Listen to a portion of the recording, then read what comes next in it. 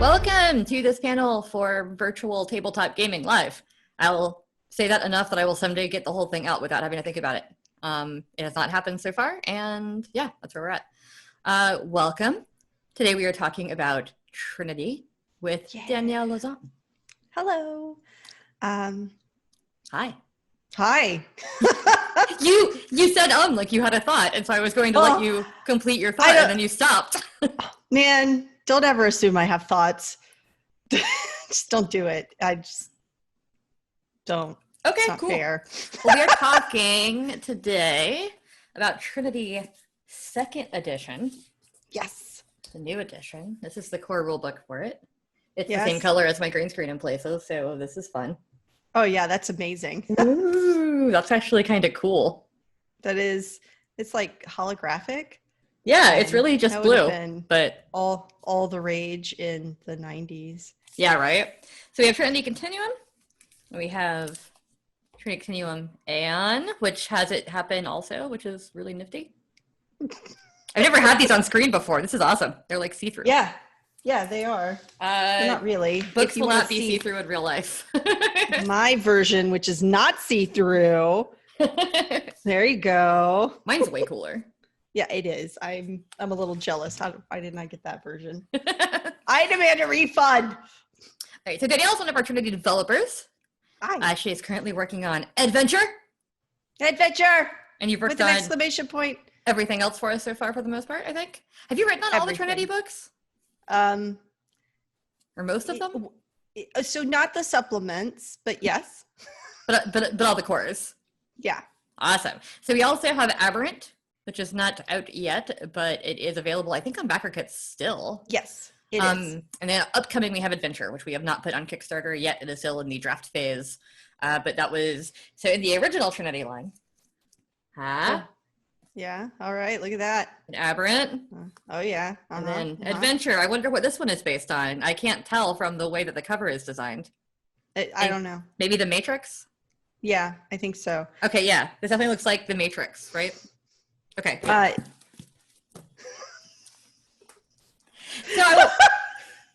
So why don't you talk a little bit about what Trinity is? I know a lot of folks just saw the books. We have a Trinity Core and Trinity Aeon, which a lot of people might not be familiar with. So let's talk a little bit about Trinity as a concept. Okay. So the Trinity Continuum. So when we talk about Trinity, we were really talking about the Trinity Continuum, which is a alternate setting our world that is a little more hopeful and a little more fantastic. And the underlying conceit behind the Trinity Continuum is that there are multiple universes, multiple dimensions, multiple continuums in which everything exists kind of side by side. And these things kind of overlap and interconnect with each other in interesting ways. Mm-hmm. So each of our games are set in a different time point along the timeline, but they're all part of the same timeline. They're not alternate universes, but there are different things that we may put out that are different universes or touch on the like really close together continuum universes. So it is both a continuum in the fact that it is a time stream, and it is also a continuum in the fact that it is multiple realities. Mm-hmm. We also talked about how your game at your table is canon, because everything's canon, because it's a continuum. It's a continuum. Everything that happens, if you make the world into something completely different than what's in the book, it's still valid because you've just become an alternate reality to the core book. Yeah. And can still interact with things in the core setting because they all exist together. Yeah. In Marvel terms, we are writing Earth 616, but there are all the other ones. Right. So the core Trinity Continuum core book has all the rules you need to play the game, and it has a setting that is set in a very contemporary modern day time that is essentially designed to allow you to play games that look a lot like competence porn. So if you've seen shows like Leverage or even like Born Identity, like the Born movies, this kind of things where it's high action, people are highly competent, and there's a lot going on, but you rarely face defeat so much as setbacks. So that is the core of Trinity Continuum, and it's set in modern day. Mm-hmm. And then the next book in our line that is already out is Trinity Continuum Aeon, or Eon. Really, it should be Eon, but it's Aeon. It is Eon. Most of us say Aeon. I don't know. Yeah, it's that AE thing that's an E sound, so it's Eon, which makes more sense if it's Eon than Aeon. But anyway, we all say Aeon. I think we probably call it Aeon because of Aberrant and Adventure. So yes, I think we just are used to saying Trinity. Yeah, but we're all saying it wrong. Hey, so Aeon is set in the far future, so the 2200s, and it is a science fiction take on how the world has advanced in 200 years. And there's been contact from space aliens as opposed to terrestrial aliens. As soon as I said it, I was like, except for, there's, anyway. Yes, contact from aliens. Humanity has spread out into the stars. There's a Mars colony. There's a lunar colony. There are planets that are outside of the solar system that have been colonized by humanity. And in that game, you're playing, and let me go back a little bit. In the core game, your hyper-competent characters are called talents. And they're a little better than humans. They're like human plus plus.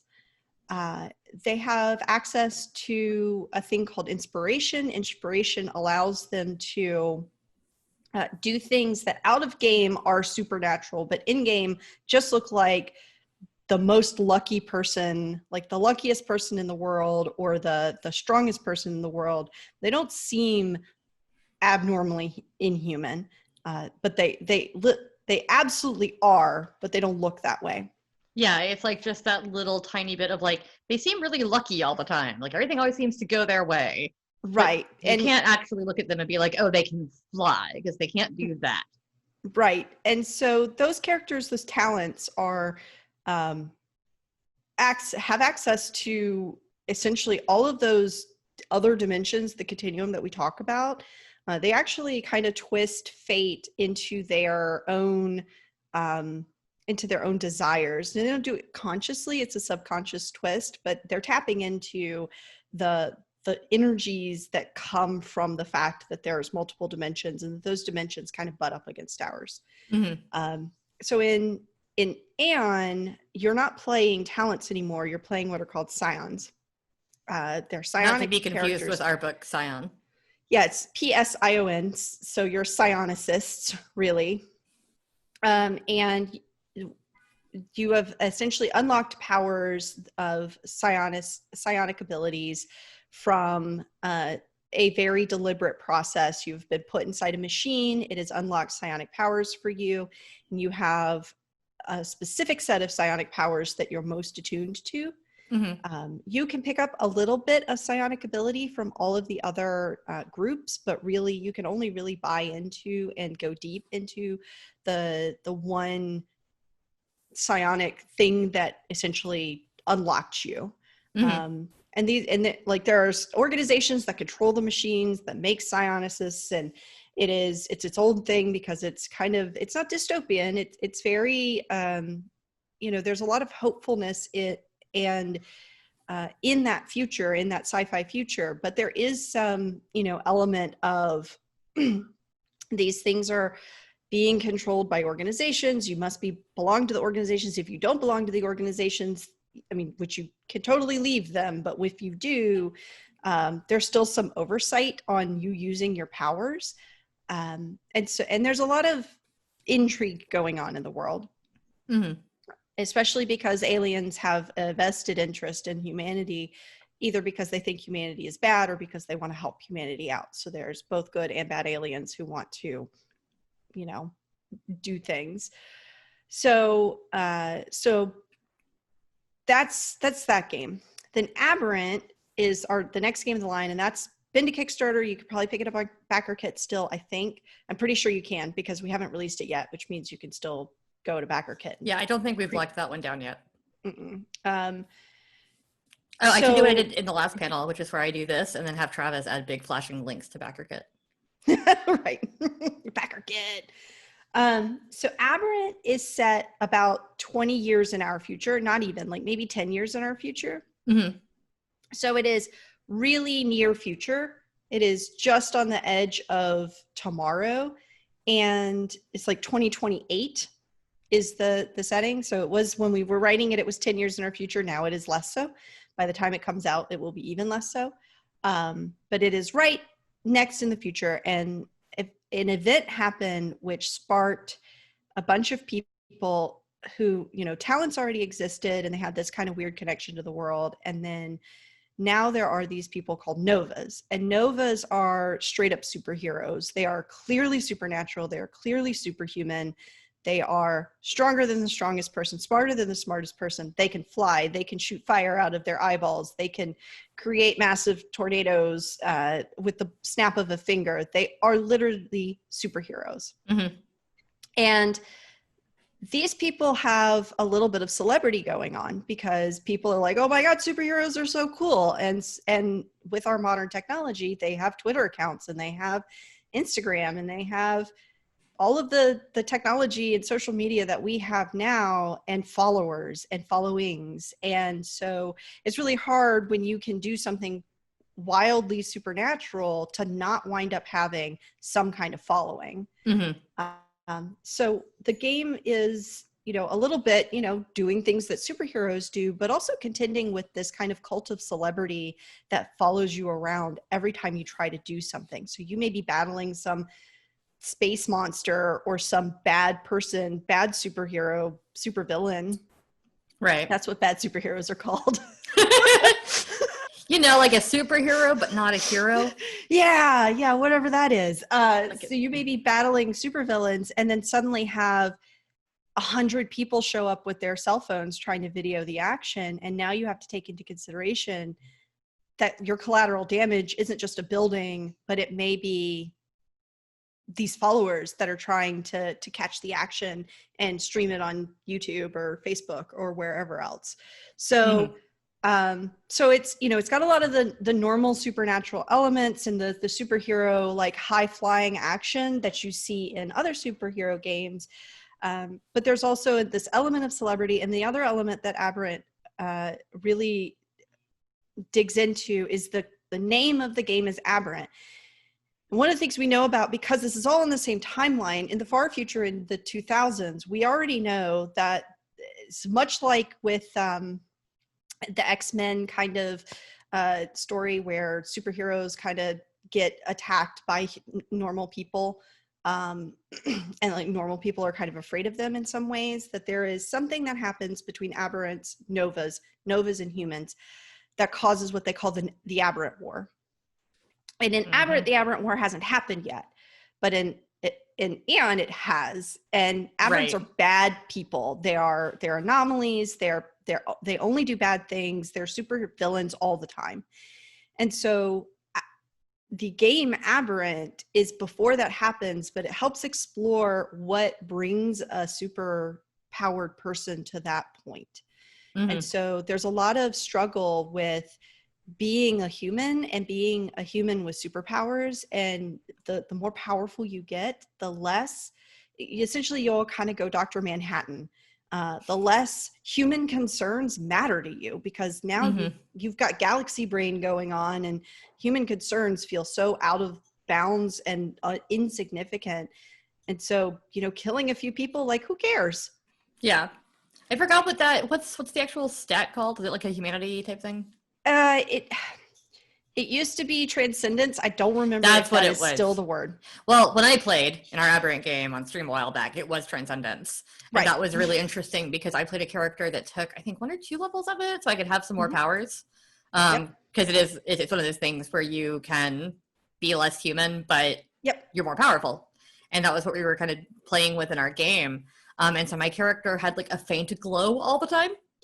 Like, yeah, you become inhuman. Yeah, she like couldn't turn it off. If she went to the grocery store, she had a faint glow, and she had a couple other like little weird things going on with her because she was a phase shifter, so she like phased through things. And now I'm just doing tell me about your character, but I don't care because it's a convention. It's and that's awesome. what they're for. But yeah, she was really, really fun. I liked her a lot. Her name was Liminal. I think those are up on our YouTube if anybody wants to go watch them. They're from last year. But yeah, so we had a lot of fun playing that. And yes, the transcendence thing was interesting because one of our other guys had also the same kind of thing where he had a giant mouth in his stomach.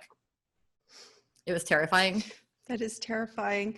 Yeah, but it's interesting because I think that the really cool thing about that is that you risk, every time you get more powerful, every time you increase your power stat, which is called quantum, every time you get, more abilities, more powers, dig into that, you get more transcendence. You essentially become more and more inhuman, and eventually you could essentially class yourself out of being a superhero and essentially become an aberrant.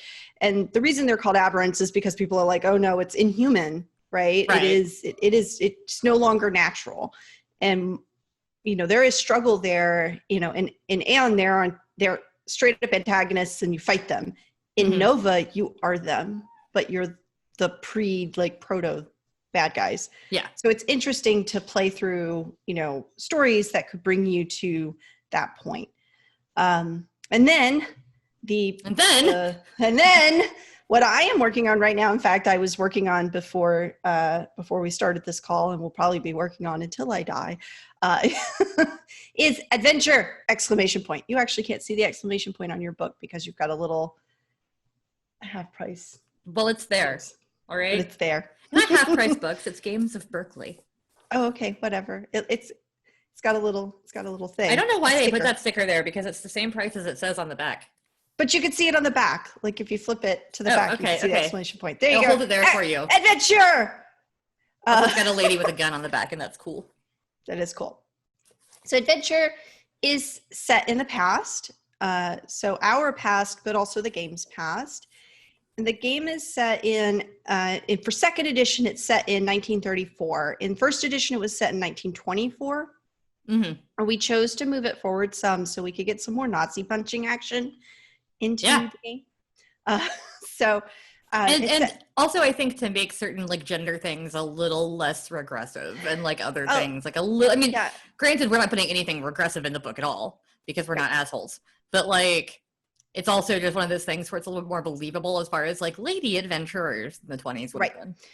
Yeah, it is. It's very. Yeah, there's a lot of reasons we chose to put it in the 30s instead of the 20s. It's based though on the concept of these, kind of pulp adventure novels. These really cheap, high action, high output stories of weird tales. Gosh, I can't think of any of the other publication names at the moment. You know what we're talking about. But wasn't there one called Amazing Stories or something? Yes, Amazing Stories. Yes. Weird Tales, Amazing Stories. Those are definitely pulp, these serials where different authors, different stories. And there's a lot of genres in pulp, right? There's pulp noir, there's pulp adventure, there's pulp sci-fi, there's pulp, there's everything. We focus mostly on adventure, hence the name. I thought it was The Matrix. It's not. But look at how Matrixy that font looks. But all Trinity Continuum is kind of The Matrix, so I don't know, maybe. Yeah. So the idea of adventure is it kind of sets the prehistory of all of our other games. So the creation of Novas, the creation of Scions, and the talents from our modern day game are all visualized and put together in the same setting in adventure, and they're all together called inspired characters. And so we're not playing Novas and we're not playing Scions. We're playing those characters on a lower level. So they're at the same level as talents, but they're inspired the way talents are.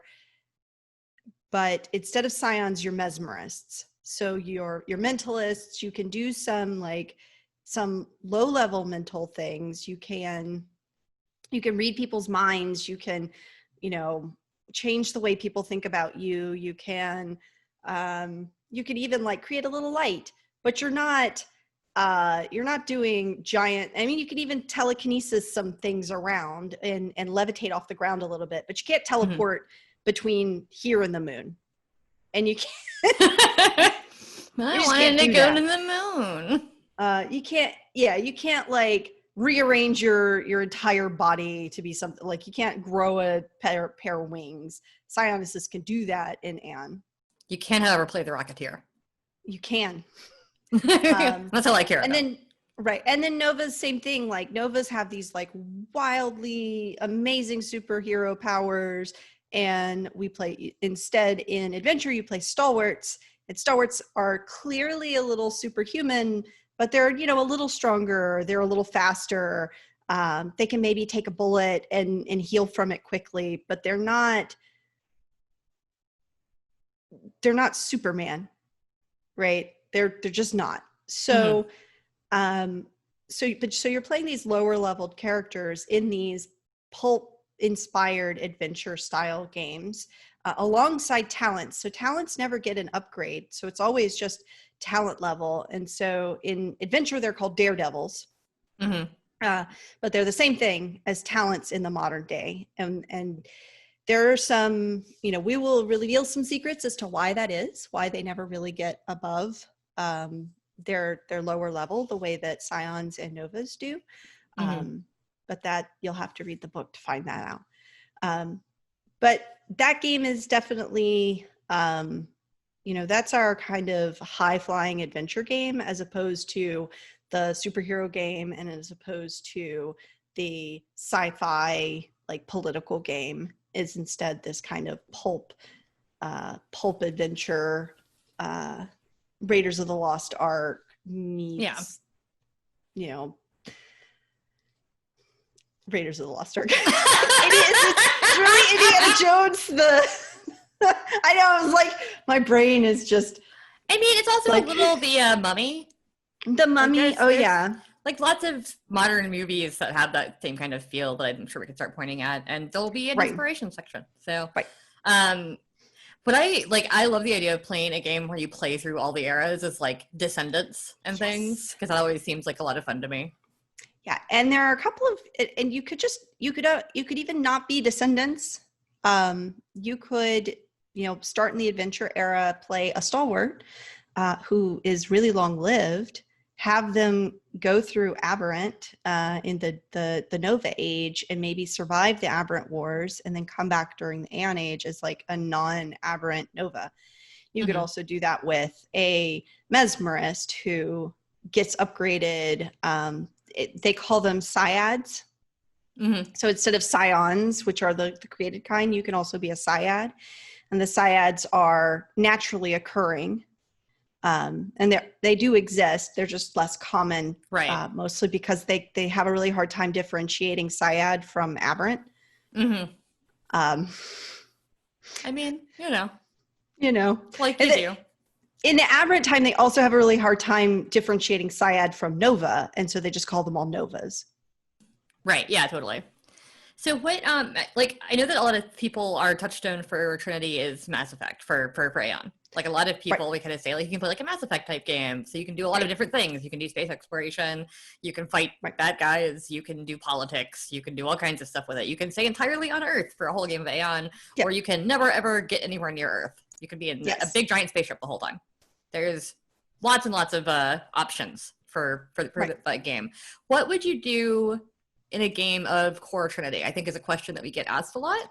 And so I'm always trying to put that answer out there whenever I can, because everybody's always a little confused. They're like, you're just playing special humans. And it's like, yes, there's all the things that you just said. Like you actually could play like leverage and stuff with it, which is super cool. But maybe talk about some of the organizations a little bit that you could play with and things like that. Sure. And I haven't actually played it, but my husband has Dishonored. Okay. Yeah. I think that Dishonored is like the touchstone for the core game a little bit. Where you may in that game you're playing like a loner, but you definitely can play in groups. But I'm gonna open my book so that I'm not just talking off the cuff about the group. So about the groups. Oh, here I go. I'm sorry, I can. So no, it's okay. So all the groups are kind of based on the kinds of things that you would do in the game. So if you want to do some, there's a Branch 9, which is kind of a paramilitary group who used to be part of the government and has become kind of their own agency. You can use them for that kind of leverage, the Bourne Identity, techno thriller. You're doing a lot of investigation and containment. So their main focus is finding weird anomalies. So in the core world, the places where our dimension and other dimensions don't just touch but overlap, create things called strange places. And those strange places create weird anomalies and monsters and sci-fi tech and just weird ass shit. And Branch 9 spends a lot of their time investigating and containing that. So you could do kind of an X-Files-y style thing with that, where you're government agents or paramilitary agents who are tasked with hunting down and containing weird ass shit. You could even do like ghost hunters or something with that on some level, because like I think it says in the thing that they hire everybody from like, law enforcement type folks to like MIT grads, because they need all kinds of different talents, obviously. Oh yeah, absolutely. So like you don't have to get anywhere near law enforcement to play that, because I know that's not something anybody wants to play right now. Yeah. So the Anne Society, and the Anne Society you'll find in all timelines. I'm gonna keep showing this to people. It's so sure. Cool. So the Anne Society is a little bit like Branch 9 in that they investigate weird things, but they're not trying to contain it so much as understand it. So they're kind of a ubiquitous, everywhere that they can be organization that is, focused on understanding and innovative technology. So they're seeking this. They're seeking out weird things, but they're also seeking out like interesting people, highly intelligent people. They absolutely search out talents. So they're kind of your organization that's like, here's your umbrella organization, not like in the Resident Evil kind of way, but here's your overarching organization that is interested in all of these things and engage with it in a positive way. And so if you want to be an explorer, Anne Society can help you with that. If you want to be, more of that Indiana Jones style, like we're going and we're collecting it and we're investigating it and we're understanding it, and that's all really cool, then that's kind of the game you would play if you were playing members of the Anne Society. Yeah, like a Tomb Raider group. Yep. Oh God, why can't I? Nathan Drake. Far Cry? I think. No, it's not Far Cry. It's called something else. I don't play games where you have to play as men, so. I've played all of those games, and I cannot for the life of me think of them because. I feel like it's Uncharted. Yep. There we go. Uncharted. There you go. Because I haven't played any of them, I always get Dishonored, Far Cry, and Uncharted mixed up and forget which ones are about what. That's fair. Because I've never played them.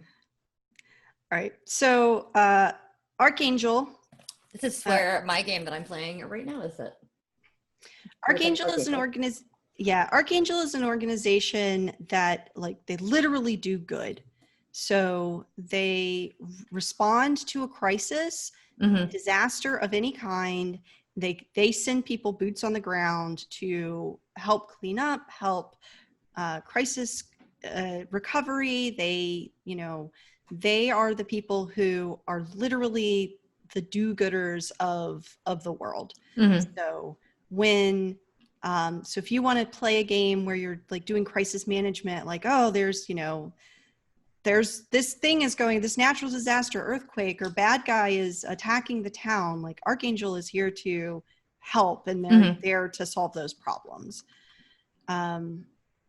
This is where the leverage or the burn notice or things like that really come in, because this is the unequivocally, we're here to make things better when something goes bad. Yeah, we made our characters as stereotypes of those kinds of shows. It's only 2 players in the game, so we've got one person who's used to be a Better Call Saul, a lawyer, but got burned out and went pro bono.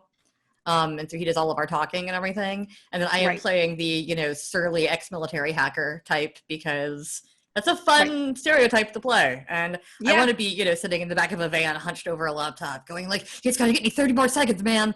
Like 30 more seconds and I got this, Right. Right. So yeah, Archangel is that definite, good guy doing good things, saving the day kind of group. Mm-hmm. The Global Cartography Initiative is a group. This is really uncharted. So, I mentioned it a little bit with And Society. And Society kind of touches on all of those, but this is your archaeologist, anthropologist group of people who are exploring the unknown parts of the world. Mm-hmm. And, I talked about these anomalies in strange places. These people don't just find things that are associated with that stuff to contain it. They go into the strange place. They want to understand it. They want to map out the whole world. They are the diving into unknown areas and really digging around for the fun of it. Right. They're not trying to contain anything. They just want to explore it. They just want to know what's out there. And so that is this organization. And, if you want to do your modern day, if you want to do a modern day take on Indiana Jones, this is that group. Uncharted, this is that group. Tomb Raider, this is that group. Mm-hmm. Then we have, I know there's so many. Then we have the Neptune Foundation. And the Neptune Foundation is,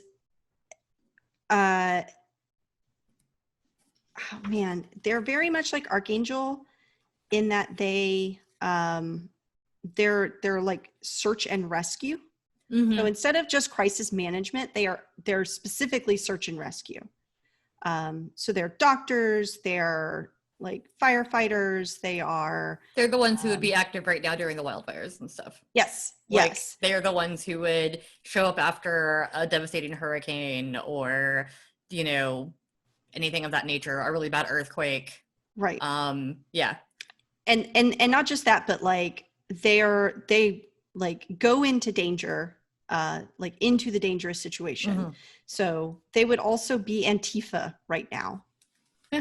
They would be protesters who are there to, protect other protesters. They literally put their bodies in harm's way to protect others. Mm-hmm.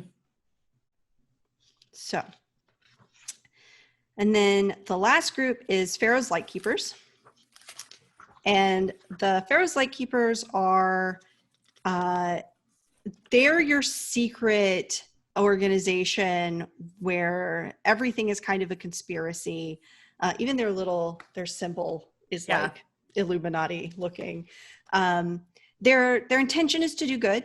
Mm-hmm. Their intention is to, but they're kind of doing vigilante justice. So they're taking care of bad guys. They are finding out about a bad organization and they're just taking care of it. They're not alerting authorities. They're not going through proper channels. They're just, I see something bad happening. I'm going to unearth this entire global conspiracy and I'm just going to go, I'm going to deal with the situation and then I'm just going to leave them for the police to find. But I'm going to deal with it. I'm not going to let another organization deal with it. Yeah, and they're not conspiracy theorists in the they make up stuff that has no basis in reality. They're actually finding conspiracies. Right. They're unearthing conspiracies and groups and cartels and things like that. And also, they are also dealing with strange anomalies and things like that. Right. But instead of Branch 9 who want to contain and, the Pharaoh's Lightkeepers really just want to get rid of it. They don't want to study it. They don't want to understand it. They just want to get rid of it. Right. So cool. So yes, you can do a lot of things in a Trinity game. And yes, you don't have to be a member of one of those organizations. If you want to just be a small team of people that, run around and do things, it's great. But those are nice jumping off points for various games. It's nice because you can, you can play like you have that contact who's going to dispatch you somewhere, and that's a really Right. good way to just get sent on adventures without having to worry about like finding them yourself. Right. And, one of the things that I think is interesting about this game is because it is so open, but when you start reading about uh, and there are other allegiances that are smaller allegiances there's a bunch of them. And so I don't want to go through You every can single also one make of up them, your own. So, but you can make up your own, and you can all be members of different teams. So you could have, these inter-allegiance kind of groups that are like, oh, well, I'm the search and rescue person, but oh, I want to contain things, and oh, I come for crisis management. mhm. And you're all working together on the same case Right. for, dispatch for various reasons. So there's a lot you can do, either as a focus group or as a mixed group, to, kind of explore all aspects of the kind of modern adventure genre. Yeah, well, I mean, like you said, it's competence porn. So people who are really good at what they do. Right. So, I mean, you can play Charlie's Angels with this. You could Yep. play so many different things that Yep. are all, kind of in that genre.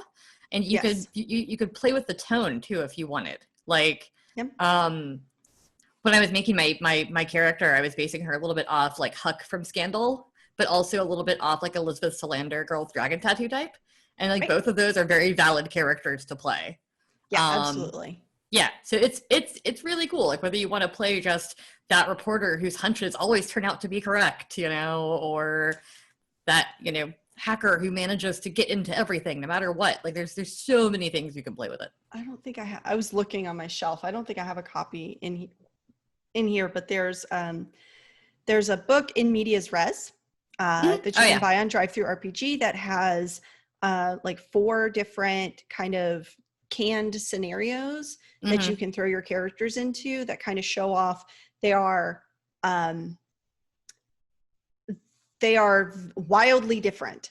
So, one of them is kind of a, scale a tower like that's being half built, kind of like Nakatomi Plaza, but with the serial numbers filed off. And one of them is, kind of like Indiana Jones, find a MacGuffin and return it to its indigenous normal should be owners. There's another, Right.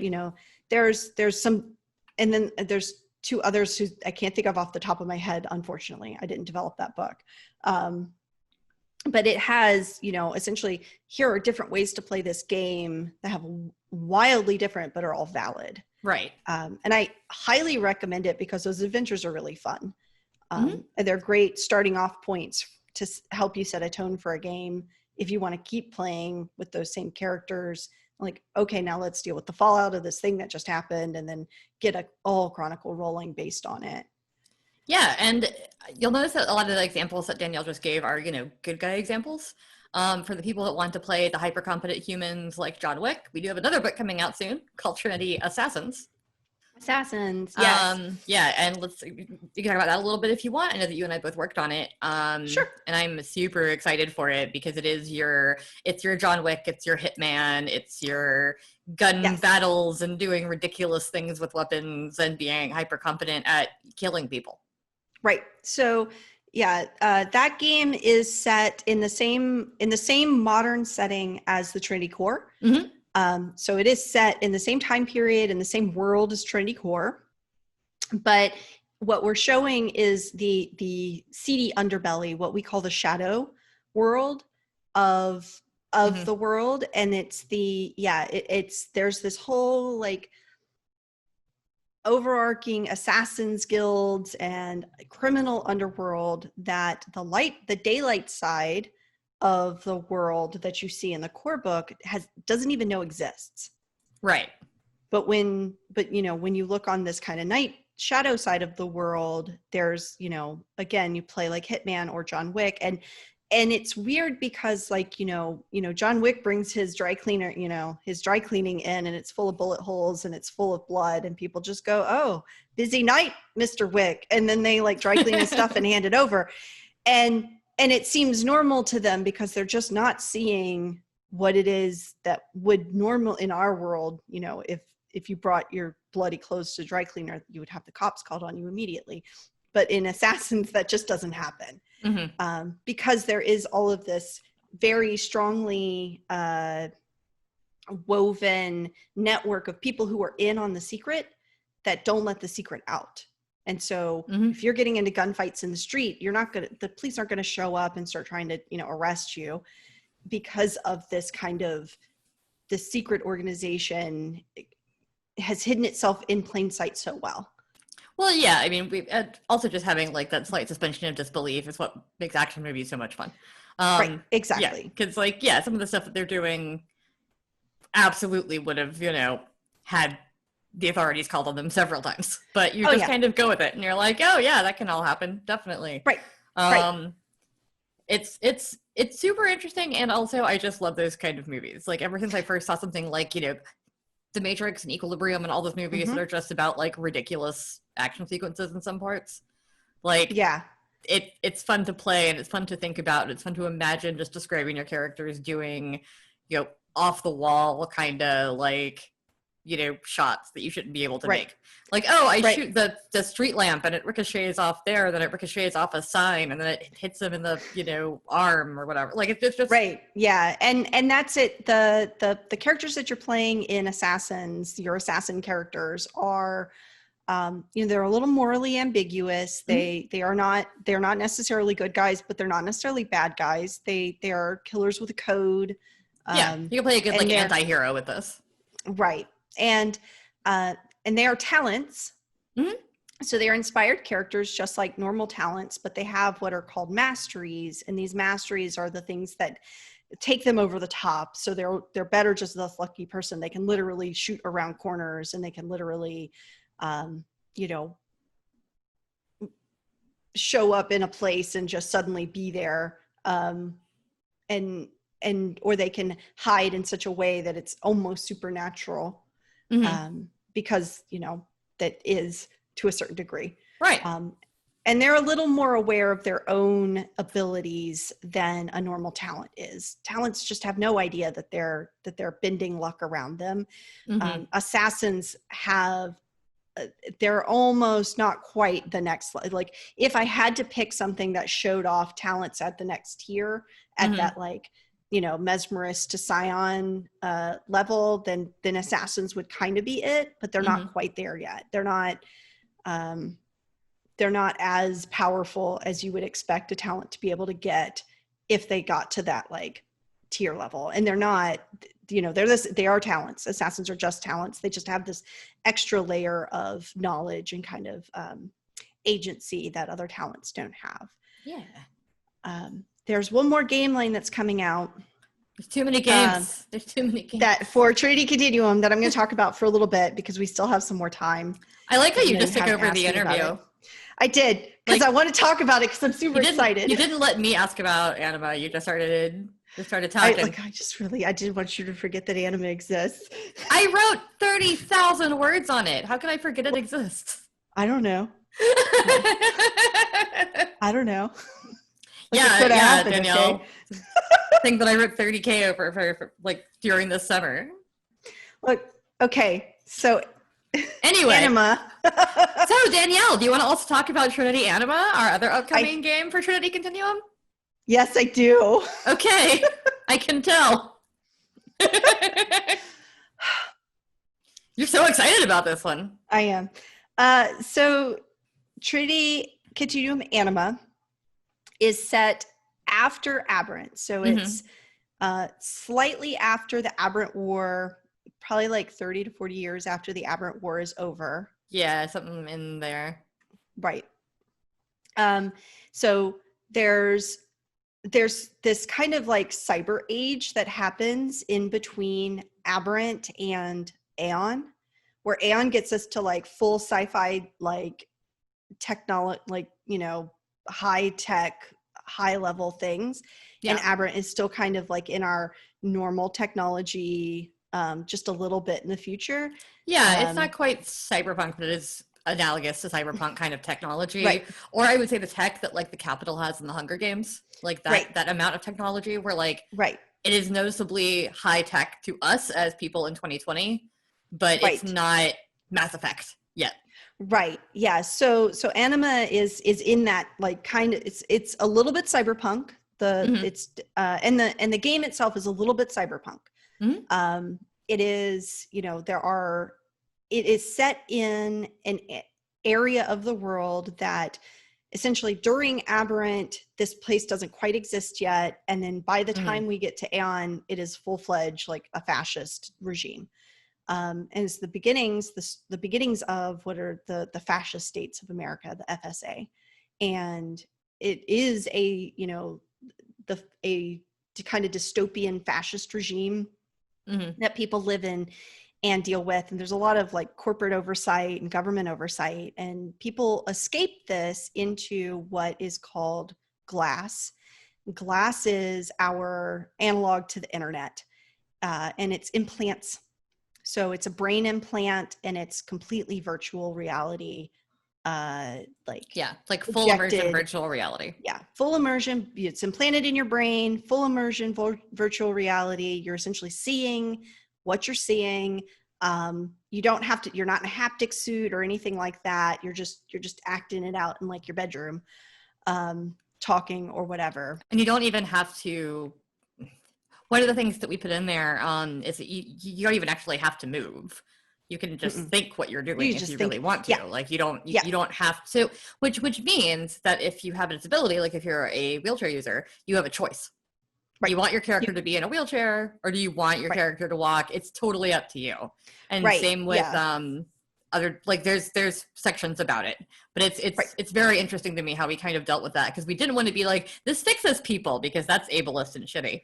But No, we also didn't want to be like, too bad, you can't do this ever. right. Yeah, so that's because it's a neural implant, it literally just pulls on the brain's own synapses. So like your motor control that would like move your arm, you just think it in, and it happens in the game, but you don't actually have to be moving. Mm-hmm. Um, so that's this, that's this thing. And so it's a little cyberpunk that people spend a lot of time in this kind of alternate reality state, and they do it subconsciously. Like, they get news feeds while they're drinking their coffee in the morning. They get, there's a lot that it supplements life with. The other thing that people are doing, are they are in this game called Terra Surge, and Terra Surge is kind of the MMO that has swept the planet Mm-hmm. during this time period that a lot of people are escaping into, and It is the best spending a lot of. designed full AI kind of like response one. So like there are lots of, MMOs and virtual reality in environments in this world, because of course there would be, because that's how, Right, gaming works.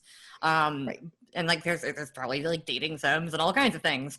But right, there's also like this game, because of the way the developers of the game made the narrator AIs be able to respond to what the player wants. It is the most satisfying game. right. The AIs here are full learning machines, and they're Mm-hmm. full, they're full neural networks on their own. Right. And And there are four of them that work together as opposed to right, just one. So yeah. right. And so this is like the most advanced, the best, the most satisfying, and there's tons of ways to engage in it, open world kind of game. And a Mm-hmm. lot of people spend a lot of time there. And so our game is not just a cyberpunk game, but a lit RPG game. So a lot of the time you're playing not just a character in the FSA, this kind of dystopian cyberpunk world, but Right. you're also playing that character's character in the MMO that they play. And they can have multiple characters. So like you could, so making a character in Terra Surge does not take long. So you could have somebody No. who doesn't play Terra Surge, but you need them to go into Terra Surge to investigate Right. something, and they show up as their level 1 whatever, Yeah. with that armor and everything, and they're like, how do I even get there? And like you have to protect them as you get to that place in the game, because Right. you have a level 30 and they have a level 1. Right. All kinds of weird stuff like that. But also, if you're playing, if you're trying to solve something within the game, and your character that you are assigned into isn't working, you could be like, hang on, let me get my healer, and you can go switch, which Right. I think is just super cool, because you could potentially have 10 characters in the game, and then you're also a character in the game. I don't know. Right. I played World of Warcraft for 10 years. I don't know if you can tell. Yeah, I played World of Warcraft for a while too. I mean, show me Yeah. somebody who hasn't. Yeah, so I was super, super excited. I wrote that chapter on the game itself, and designing like the ideal MMO was really fun. Now, granted, a lot of the credit goes to Dominic, who is the person who pitched this to us and whose ideas we are using for this book. We have purchased it from him. So we purchased the setting from Dominic and turned it into a Trinity game. So Dominic gets a ton of the credit because it's all his personal game he's been working on for forever, and he wrote most of the World of Terra Surge. So it's like some stuff is out of my head, but a lot of it was just restructuring the stuff he wrote, and it's amazing. Like, his stuff is fantastic, and I want to give credit where it's due. Oh yeah, absolutely. The setting that he created, and the Terra Surge setting, and just the idea of, you know, a lit RPG game in a cyberpunk world. And, you know, it's, I mean, like, this is just like my two favorite things kind of mashed together.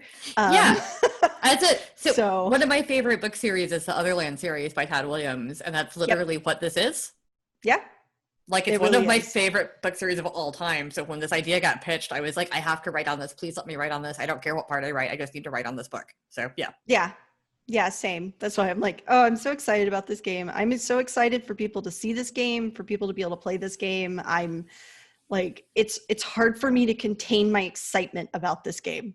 Are you at the same point I'm at right now then, where you're just like, give me my red lines? Yes. Every time I talk to Eddie is the developer for that game. Yeah. And he's also, he owns Pugmire and the Pugsteady imprint that creates Pugmire. And he's currently also working on a new Pugmire expansion book that is for mice and rats. And so every time in the Deep. I know, it's amazing. Every time I hear him, he's like, oh yeah, I'm redlining Squeaks in the Deep. I really need to get it off my plate so I can work on other stuff like Anima. And I'm like, please start working on Anima. I don't want to do that to him, but I'm just like, please, I need it. Please. Yeah, I'm on both books, so I'm happy to get either one back, honestly. Sure. Because I did, like, Anima's the biggest thing I've written as far as just like volume of words. And so I'm dreading that one a little bit, because everything else I've written has been like 5,000 to 13,000 words, like somewhere in that range. And doing red lines on like 10,000 words doesn't take that long. It's pretty easy. It's no big deal. Doing 30K, where I know that some of it's going to be stuff that bounced off from what other authors wrote, it's like that's a lot. I wrote 25,000 words on that book as well. So I am. I'm looking forward to it. Yeah, I'm also looking forward to it, but it's going to be work. Also, like, you wrote mechanics for some of my stuff, so I know that they're going to have to marry those together, because we didn't, like, you know, we went if we're writing at the same time, we couldn't really like talk to each other. So honestly, you know, Dominic had this really great setting document that we were basing our stuff off of, and I based a lot of my stuff just straight from that setting document. And so I honestly think that we probably meshed up a lot more than we normally would if you were writing nothing but setting, and then I had to make up mechanics for stuff I hadn't seen yet. Yeah, I was mostly working on that. Like I said, some stuff changed though, obviously, because that's what we do. We tweak things here and there. So there'll definitely be places. Yes, I changed every single thing. All of the ancestries are completely different now. We're just here to ruin your favorite games by making them gay. Yeah, I just scrapped all 7 chapters of Dominic's work and just started over. No, I didn't do that. Most of the stuff I changed was little, very tiny things. And obviously, get the team behind the door now. Danielle and I will talk probably during second drafts. I am sure that we will have some kind of either email chain or Slack discussion, or possibly even like an in-person meeting to talk over things that need to marry. Absolutely. And that's why I love this process. It's collaborative, and I get to talk to my colleagues who are also my friends. Yay. We got a couple minutes left, so I just want to do a little bit about the story path system itself, because we haven't touched on that yet. So what is the system, like, what is the system for Trinity, and what is the kind of basics for rolling and everything? Okay. So people know if they are not familiar with it. So the Trinity Continuum uses a story path system, and the story path system is a D10 system. So you only need 10-sided dice to use it. And you're going to have a set of skills, and those skills are going to be rated between 1 and 5 based on your backgrounds and what we call paths, which is a path is where you come from, what you do, and kind of where you belong. Like how you got to where you are now, and also where you are going in the future. It makes sense as a path when you think about it, because like you're you know, you have your path that you grew up with. So like for my Trinity character right now, mine's military brat. Right. So I moved a lot. I'm probably good at Right. making new friends. I also probably grew up with a military parent, which is what led me to the military. Like it makes sense. Right. So you get certain skills from that, and then you also Right. get So, certain skills from your other paths. right. So you'll get, you'll have, so there's a whole like 16 different skills and they're all rated 1 to 5. So you'll have some ranks in those different skills. And then you'll have attributes, and the attributes are kind of the, how you approach things and how you do things. And so, wow, that is hard to see. Well, I mean, yeah, it's words. I'm just saying skills, attributes, just point it out. Yeah, skills and attributes. And the attributes are also rated 1 to 5. And those are, you know, how strong, those are kind of your physical descriptors, how strong you are, how smart you are, how cunning you are, you know, how well you can withstand things. And you will pair a skill with an attribute depending on what you're doing and how you're doing it. And so those, you know, skill rated 1 to 5, attribute rated 1 to 5, and you will collect that number of D10s. So if it's, you know, a skill rating of 3 and an attribute rating of 3, you will roll 6 D10s. You will then look for successes on, if you have rolled an 8, 9, or 10 on the die, that is considered a success. And you're trying to get a number of successes equal to a difficulty number, often just 1. But sometimes higher depending on the challenge that you're rolling against. And then you're going to add enhancements. Enhancements add straight up to successes. So as long as you've gotten at least 1 success on your roll, then you can apply any enhancement successesses. Did you say successment? Because I love that. I did say successment. That makes me happy. Successes enhancement. Your successment is your level of success, apparently. Yes. Successitude. Yes. I love it. I love it. So once you've determined how many of these successes you've achieved, then usually you've overcome the difficulty with them, but then you also use them to get a greater success by spending them on what we call stunts. And stunts are additional things that you can do beyond the first thing that you described. So if you described, you know, I'm gonna, you know, talk to this guy to find out some information. Great.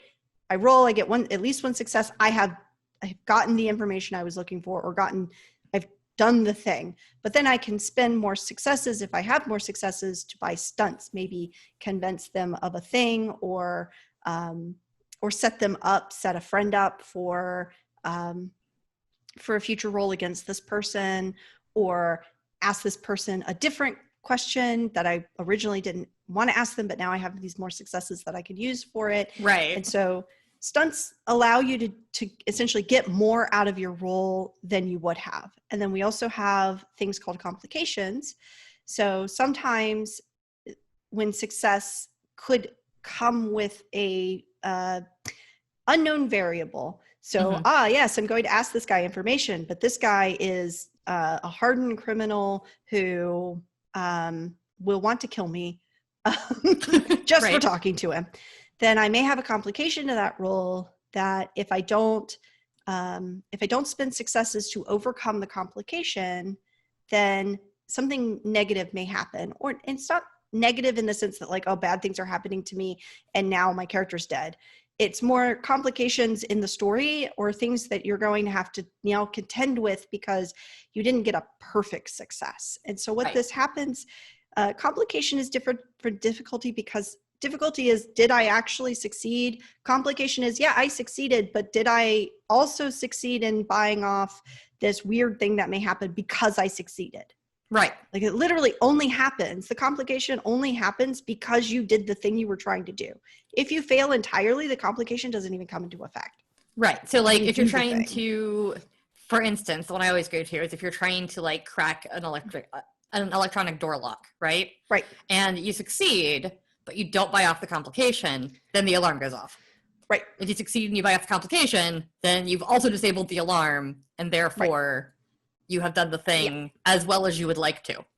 Right. And, you know, and then any leftover successes beyond that, you can spend on stunts for, you know, other things like making sure that you're all hidden, you and all your friends are hidden as you pass through the door or something like that. Yeah, exactly.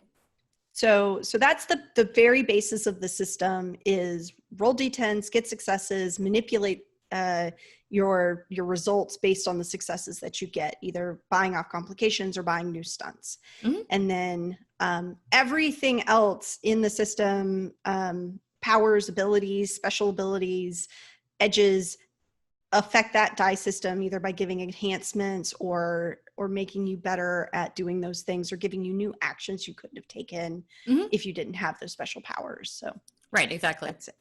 Cool. Thank you for that brief rundown of the story path system. I think you're the best at explaining it out of all of us, just because you've worked on the story path system for so many different like iterations of it at this point. I feel like you like really get the bones of it more than a lot of other folks do. So like they'll explain it, but they'll always explain it in like a specific system kind of way. Like here's how you play Scion, here's how you play Trinity. Right.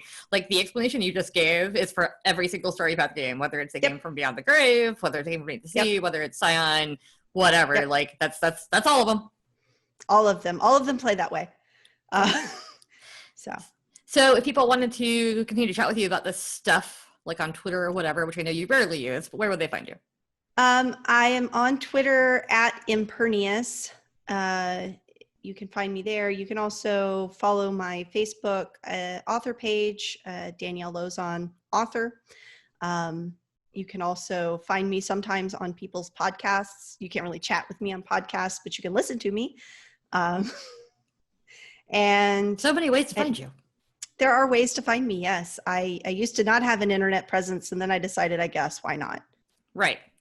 I get you. You can find me at Dixie Cyanide most places. I didn't introduce myself at the beginning, but I assume there's been a banner with my name on it right here the whole time, so you know who I am. I'm Dixie Cochran. Hi. We also do have an Onyx hour. I realized that I'm so used to doing our podcast where we do the intros and outros separately, so I've already introduced myself by the time we get to the interview. But I just like banged the interview, and then I was like, oh, I didn't introduce myself. But whatever, I'm Dixie Cochran. I work for Onyx Path. It's probably here or like here. It's somewhere. I don't know. I can't see the overlay yet. We also do have an official Onyx Path Discord that Danielle and I are both in. So if you want to talk to either of us there or talk to other fans about Trinity, that is a great place to do it. And once again, we can maybe do a link flash. And if not, if you search for Onyx Path Discord, I'm sure there are links to it in various places all over the internet. So yes. Thank you so much, and I hope the rest of your convention is fun. I'm getting a restricted phone call right now. That's weird. Oh, awkward. Yeah, it says restricted. Sorry. Oh, look at my phone. My phone's see-through. So like you showing me your phone. It's like see-through phone. Everything in your house is see-through. Apparently everything I have is blue right now, and since my blue screen is like it's weird. Anyway. But yeah, thank you so much for tuning in, and I hope everybody has a great time.